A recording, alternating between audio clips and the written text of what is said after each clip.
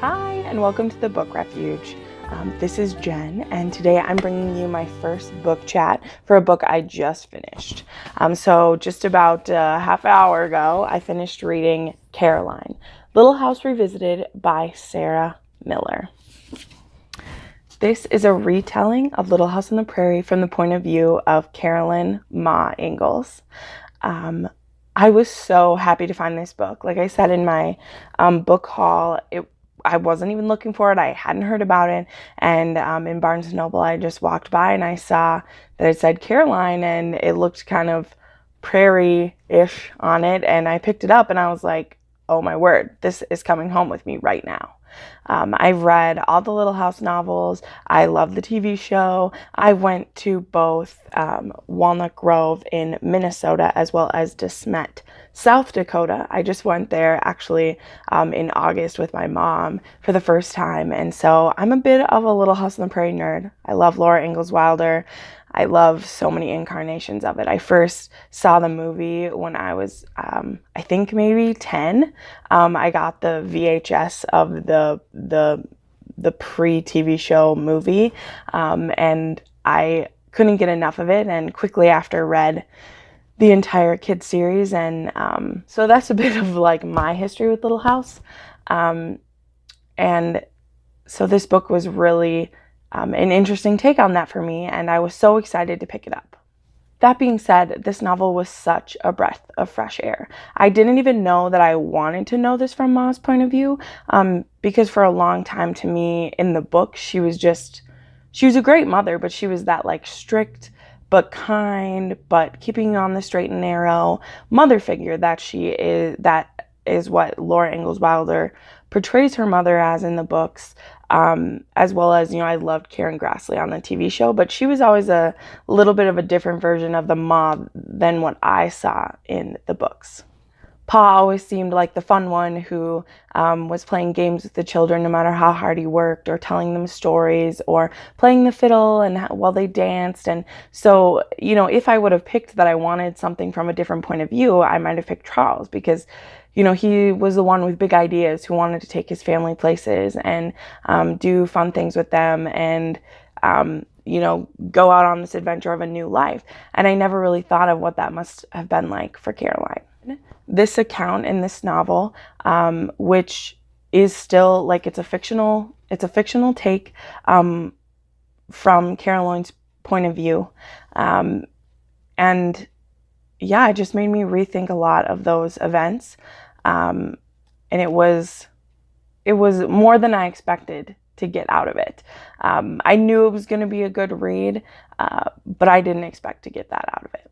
So one other thing I want to say before I kind of get into some spoiler stuff is that the writing in this book, just the way it's written, is so beautiful. I'd never read anything by Sarah Miller before. She has some other cool novels. One is a nonfiction about the Lizzie Borden murders, or the trial, as well as there's a book about Helen Keller from the point of view of Anne, her teacher. And then there's one called The Golden Crown that's about the Romanoff sisters. So I'm really excited to read those now. Like I already ordered the one about the Romanoff sisters. I'm really excited to read that. But just how the writing is, in the spoilery part, I'm going to read a couple little clips from it, and just the way that she writes makes it worth it. Like, even if I didn't have an affinity for this character, if I didn't already care about the story, her writing would have made me care. Like, she so lovingly portrays Caroline,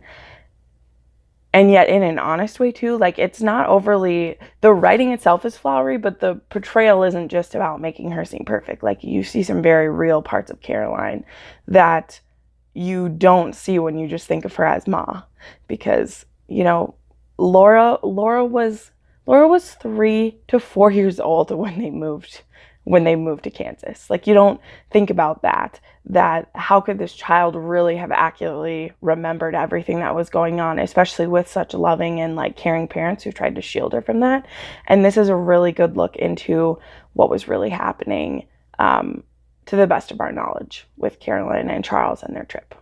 So yeah, I would definitely recommend this to anyone who loved Little House as a kid, whether it was the TV show you loved and you haven't read the books because they might seem too young reading. I never felt that way. I reread those books on a semi-annual basis, so I never feel that way. But this definitely is worth it for any age. It's adult fiction.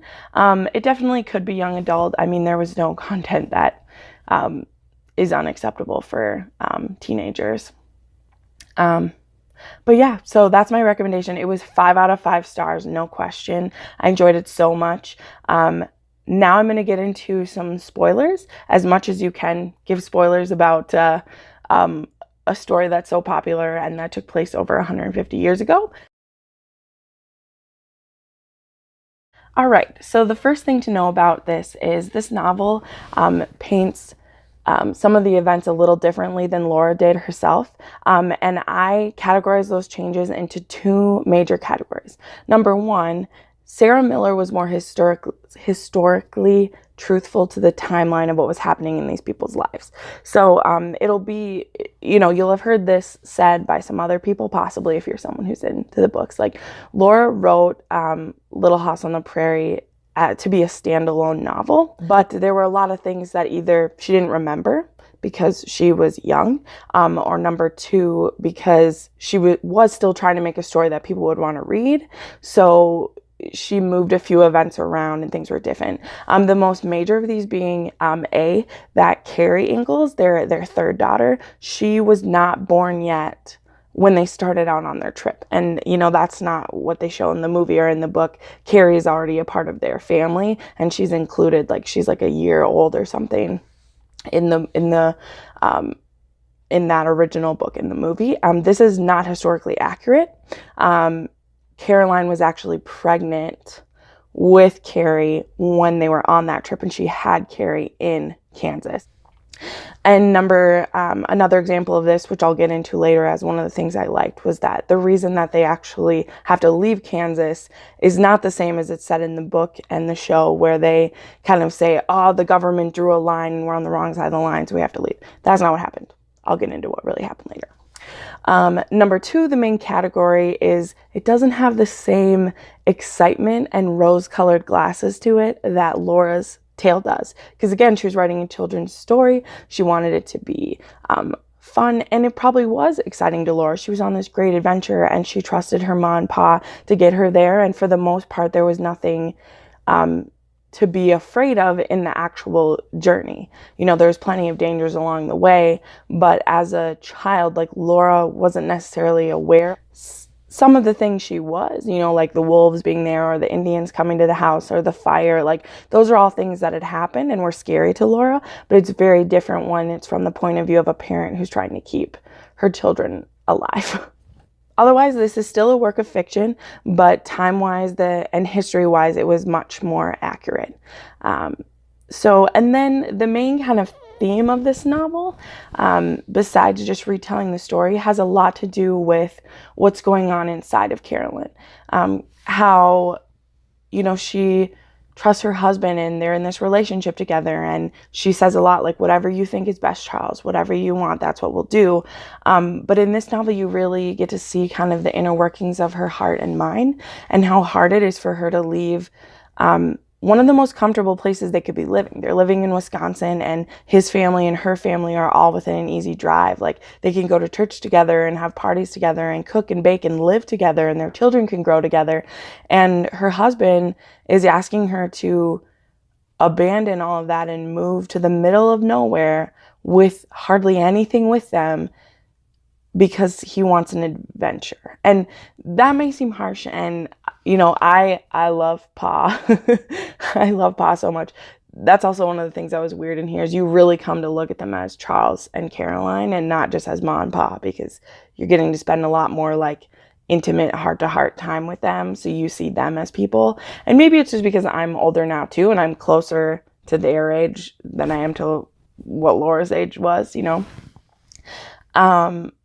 but really how devastating that was for her, that she loved her husband and she wanted to honor him and go where he would ask her to go, but he was asking her to give up a lot. and go into the unknown. And all of that is multiplied by the fact that she's pregnant at this time.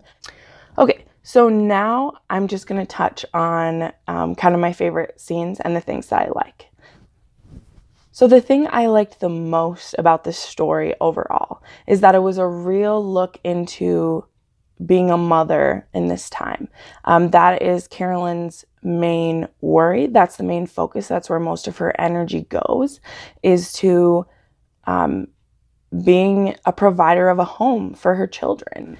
A lot of the times you'll see her debating how she has to go about mothering her children so differently, because Mary is, who I love to, because in Laura's book, she always will go on and on about how perfect Mary is, especially in the earlier books before Mary tragically goes blind in her teenage years, how she needs to mother them so differently. Like, Laura is a wild child and her spirit is just always raging on. She'll always say she's so much like Charles in that way. Caroline is aware that because Laura's a girl, she has to show her exuberance in different ways. She can't be like Charles because she is a woman, and while there are places she fits in, she can still be her best in those places. It's really, I mean, so many people look down on those times like they were oppressing for women, but whether or not that was the way that it was, and whether or not that was right, there were still ways that you could feel successful at what you were doing. And for Caroline, she constantly is worried that she's not a good mother, and that she's too sharp with them and not patient enough with them, and that she'll fail them. And I thought that was so the friends of mine that are mothers, that is something that they've shared with me, that they're worried about, are they patient enough with their children? Do they let them know that they love them enough? When they've had bad days with their kids, do they take it out on them? Like just how you process things and how you are a mother. Also, how worried she is about delivering Carrie. Back in Wisconsin, she had her sisters and mother-in-law and her own mother, who they have helped her with both Mary and Laura's birth. And so she's very worried about having someone to help her out in the prairie. And that's a fear. Like, can you imagine? We don't think about that enough, but when you've had help before, and then to be like, oh, that kid, man, is going to make it out. It's going to pop its way out and it'll be fine. Like, the next thing is touching on their marriage, which to me, that really was some of the sweetest parts of the book. So at this point in their lives, they've been married for 10 years. And Caroline admits a lot of times, like, she feels like she doesn't know him sometimes. And he'll do something and she thinks that he means one thing, and then she'll be like, oh, I can't believe I doubted him. Like, he always has our best interests at heart. And so they're always still growing and learning together. And I think that's so beautiful that she still doubts sometimes. This took a lot of trust. Like, it was the two of them against the world, the two of them protecting their little family against anything that the elements would throw at them. And if that relationship isn't strong, if they can't trust each other, if they don't believe in each other, like, how would anything work out? With this, my first little quote: even after 10 years of wedlock, Charles treated her touch, her very presence, as something he must earn. When she could give to him unasked, his deference became a gift to them both. It would do them both a world of good after such a day as this had been. A man so chilled and stymied should not have to huddle alone on the floor. Yet tonight they must be Ma and Pa and not Mr. and Mrs. Ingalls. So that was a case of them, like, she wants to be able to comfort her husband, but they have to be Ma and Pa right now, and they can't show their weaknesses around their children, because their children have to see them as, a rock and a hard place that's going to protect them. Next are the things that I didn't know about, because again, and even just like Laura's books are shorter because they're kids' books, so she can't get everything in there. And they're things that Laura wouldn't have known about because it's not from, Ma's perspective. So here's a few of the things I didn't know about. There was this huge rainstorm one night, and they kept trying to get through it because they were in a really muddy area, and they got the wagon stuck in mud, and they were stuck there for 2 weeks. The first couple of nights they stayed in the wagon, and then Charles actually ended up finding kind of an abandoned like shed where they were able to stay for 2 weeks until the ground dried enough that he could dig the wagon out. They trade their draft horses for these 2 Mustangs. And with the Mustangs comes Jack, the dog, the bulldog, because he actually, like, those horses and him are friends. And so wherever the horses go, he goes. So when they get the horses, they adopt Jack at the same time. And I thought that was so cute that Laura's like favorite pet she ever had came with these horses, which is adorable. Again, back to Carrie's birth. So Carrie was born in Kansas in the house. And a stranger at the time named Mrs. Scott, who her and her husband live a couple miles away, she comes and stays with them and helps birth Carrie. And she arrives like just in time for the baby to be born. They haven't even shaken hands yet, and the baby is born. And it's just so crazy to me.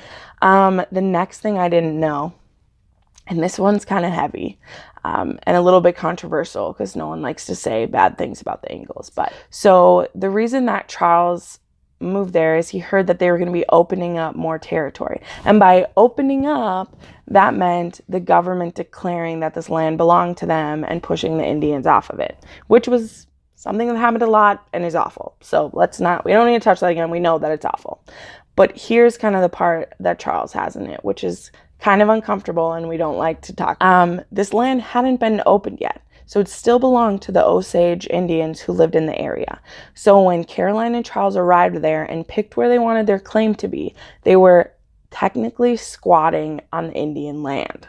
So they had picked the acreage that they wanted and that they were basically claiming ahead of time because the government hadn't said that it was up for buying yet. So they were staking this claim and were going to live there and put in their time. And then when they opened it up, you would have 30 months or so to pay for the acreage, and you'd pay $1.25 an acre. And yeah, so it's kind of an awkward thing to hear about what the legalities of it were. So when Indians show up at their house, and when those scenes that you'll see in the movie or read about in the book where the Indians show up and take some of Pa's tobacco and take some of their food, the Indians in that time, they would collect rent from the pioneers who were squatting on their land.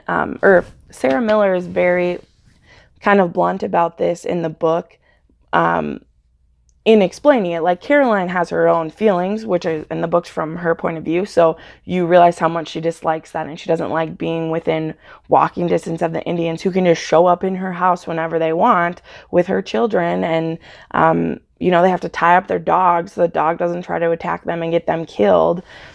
But the thing of it is that it was their land. And so for them, they're like, if you're living here, you're going to pay rent to us. The things that causes a lot of strife between Caroline and Charles is that he is just okay with that. He's okay, one, with squatting there, and he's okay with the Indians just coming in and taking stuff because he's like, they're not hurting you, so just let them come and take things. And this happens multiple times. It's not just like one time like in the movie. It happens 3 or 4 times. They come in and they'll take things or have her cook things for them because they're collecting their rent for them living there. And it's uncomfortable. And then the final thing I didn't know has to do with the Indians again. In the TV show and in the book, they make it seem as though the government decides to give the land back to the Indians so they can continue to live there. And that's why, there's that famous line of like, the government drew a line and we're on the wrong side of the line, so we need to get out. But what is historically factual is that the man who had bought the Ingalls house back in Wisconsin, he could no longer afford it, and he stopped giving them payments for their house. So they were no longer able to buy the land that they were squatting on. They didn't have enough to afford it. And so after a year of living there, of tilling the land, of birthing their child there, of growing to love the place and the people there, they had to go back home because they couldn't afford where they lived. It is emotionally hard, but it's not necessarily as dramatic as the TV show made. Finally, things that I loved about it just being in Carolyn's point of view. So, and that would be, number 1, the river crossing. This is really dramatic in the movie. It is terrifying in the book. When Charles jumps into the water and tries to help swim alongside the horses because they've lifted off of the ground in the water, it is terrifying. The wagon starts like tipping against the current and is like gonna flip over, and Carolyn has to try to like yank on the reins to get the horses to like go in the right direction. And it's so scary. And like so many times of these things, like where they were scary to Laura and Carrie, or Laura and Mary, they were even scarier from Carolyn's point of view, because you see just how close her entire family came to death so many times over this year-long period of this, so close to death. And Laura will recount it as like, oh, it was scary, but we were all right. All's well that ends well. When you're like, no, you all just almost died. Mr. Scott, who obviously is the husband of Mrs. Scott, who helps deliver the baby, he helps Ingalls build a well, and he almost dies at the bottom of it because he wouldn't lower a candle to check the oxygen level, and Charles has to go down to help get him out. And Carolyn has to pull them out. And she told Charles not to go, and she's like, you can't, Charles, you can't risk it. Let's try to get him out another way. And Charles is like, I have to go right now. I can't wait for us to try to get the horses and rig it up. He'll die. And he has a family at home, a family of 6 who's waiting for him. That is a truly terrifying moment, even though you know that they're going to live. It's so scary. And again, it's another thing of how close they were to death. And later on, when Mrs. Scott helps deliver her baby, Mrs. Scott says, you know, thank you for making sure my husband made it home safe. And Carolyn feels so guilty because she told Charles to leave Mr. Scott down there because she was terrified of losing Charles at the cost of Mr. Scott. It's a really human moment, and Carolyn has so many emotions because she's just birthed Carrie. She feels so guilty and so grateful to this woman for being there and helping her and being such a good friend and a good neighbor. But it's a really beautiful moment, though, of just like kind of that karma telling her like, no, this was for a purpose. The next thing that happens right after Carrie being born is the sickness that goes through the house. And this is another thing in Carolyn's point of view that is terrifying because there's lots of like blackouts. Like Carolyn was seeing Mary and Laura be sick. Baby Carrie's actually the only one who didn't get sick. And then Charles. And then it hits her and she has lots of like blackouts. And this is said in the book too, like the only way, it was a miracle they were saved because a doctor was going through the area checking on the families because there was a fever going through. And he, knocked on the door and no one answered. And he found them all passed out and they couldn't get up. And he feeds their animals and doctors them up, and then goes over to the Scotts and sends Mrs. Scott back, and Mrs. Scott takes care of them again, and they are off their feet for like a week, and they definitely would have died if that doctor hadn't come by. So that's another one. That's like the 4th time we've been close to death now. And it's so scary because she's too weak to do anything, and she can hear her girls crying and not do anything. And next, Christmas. So beautiful from Carolyn's point of view. This is, one of the classic things for Little House. I actually have one of the little tin cups that I bought when I went to some of the historical sites. But Mr. Edwards is their neighbor, and he makes the trip 40 miles to Independence to get the girls Christmas presents because the last time that Charles was there, he wasn't thinking that he wouldn't be able to make it back again before Christmas. And so he didn't buy any gifts for the girls. And, it's going to be like the first Christmas that her family doesn't really get to celebrate it. And then in comes Mr. Edwards, and he makes Christmas the most special thing ever. He tells the girls that he was able to see Santa Claus and that Santa Claus gave him their presents, which really, of course, he bought them their presents. He bought them each a little tin cup and a stick of peppermint candy, and he bought them or gave them each a penny. And that mixed with the mittens that Carolyn made and little cakes that she made for them is their Christmas presents. And then he brings all these potatoes sweet potatoes so they can make a meal. And he says this when he gets inside. Charles tells him, "It was too big of a risk, Edwards. You shouldn't have tried it. We're glad you're here, but it was too big of a risk to come here for Christmas dinner." And Mr. Edwards says, "Your little ones had to have a Christmas. No creek was going to stop me after I fetched them their gifts from Independence." And Caroline just can't believe it. She's like, "No, he's joking." And she's like, "If he's joking, I'm going to hit him over the head." She talks about it. And so he like shoves the bag at her with the stuff in it, and she sees what he bought, and she's just dumbstruck with what he did. And she says later, they would never, ever forget this Christmas, which is true. I mean, it's in the TV shows, it's in the books, it's Laura recounts it over and over through her books. I remember the Christmas when, like, she always will tell that story. And Caroline says this, which, it's so beautiful. This is, when she solidifies her love for Mr. Edwards. She says, "There was no name for what she felt for Edwards then. She had never felt this way towards anyone. There was not a reason in the world for Edwards to have been so generous.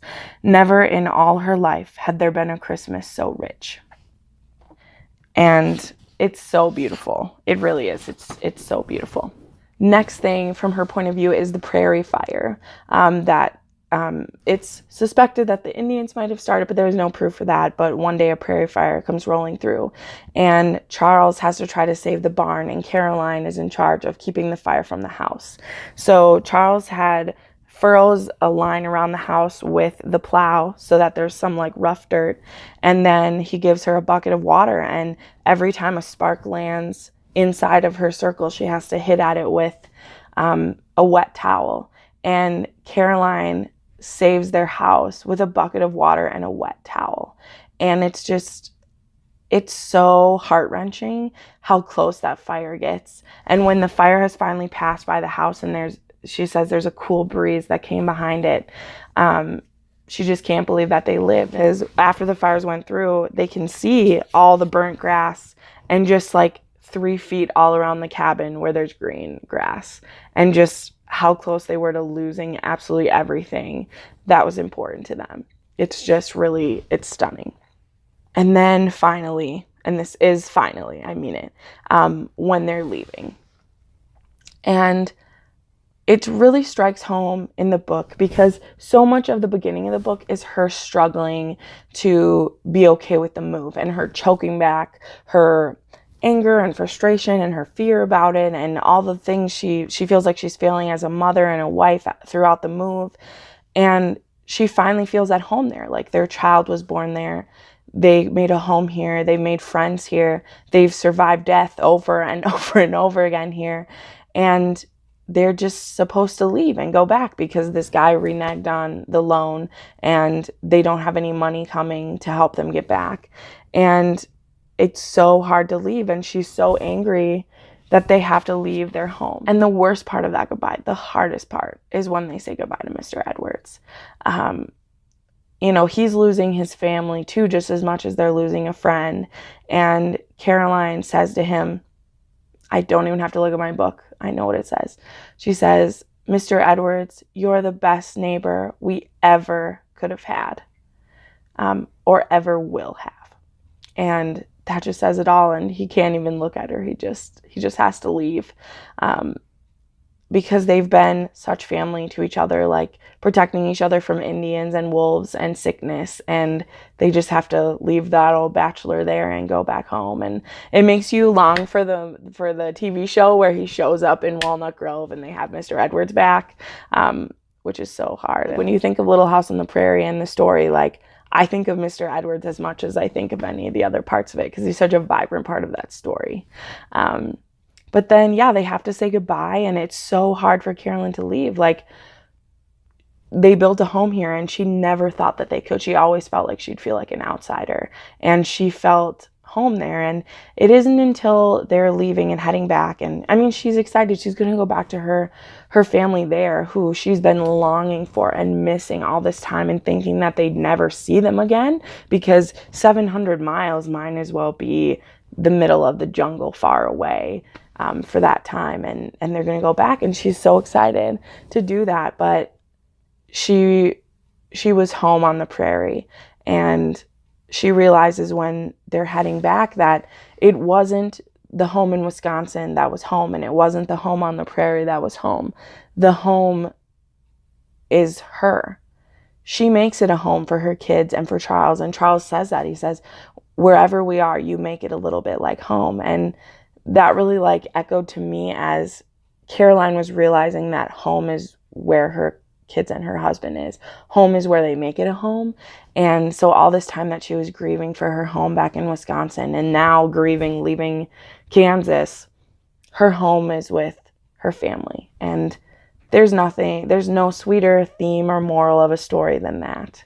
But yeah, sorry for this huge rambling review. I'm sure most of you haven't made it all the way through to the end. If you have, comment pickled herring feet in the comments, and I'll give you a special shout out if you watched all the way to the end. But thank you so much. Again, this book was Caroline, Little House Revisited by Sarah Miller. The link is down below for where you can find, where to buy it. But thank you so much. And I enjoyed reading this so much. It was so beautiful. And, this was so fun. So thanks for coming to this book chat with Jen at the Book Refuge. I look forward to seeing you next time. Bye.